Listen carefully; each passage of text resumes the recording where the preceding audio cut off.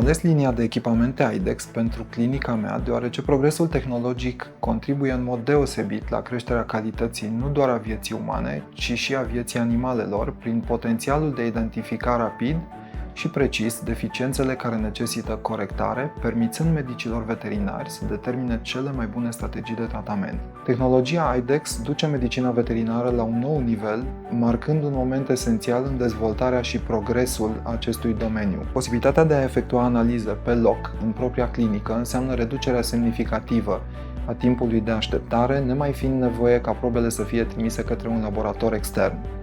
În situațiile de urgență, acest fapt poate face diferența dintre viață și moarte. Anumite teste pot ajuta la detecția unei boli înainte ca simptomele să apară, iar astfel putem oferi un tratament preventiv.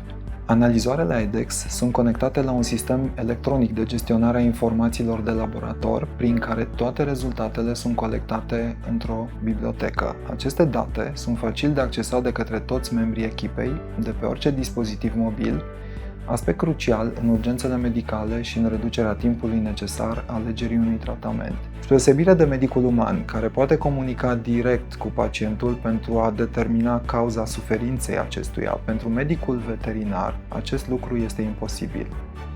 De aceea, analizele de laborator rămân una dintre cele mai obiective opțiuni de diagnostic. Mai mult decât atât, prin trending avem o monitorizare pe termen lung a stării de sănătate a pacienților.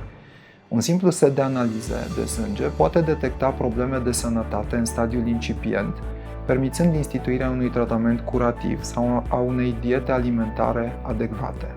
IDEX Catalyst One este un aparat de ultimă generație din domeniul medical veterinar ce oferă flexibilitate, precizie, ușurință în utilizare, o analiză intuitivă a graficelor și rezultate rapide. Pentru mine, echipamentele IDEX sunt un partener de bază în desfășurarea activității profesionale.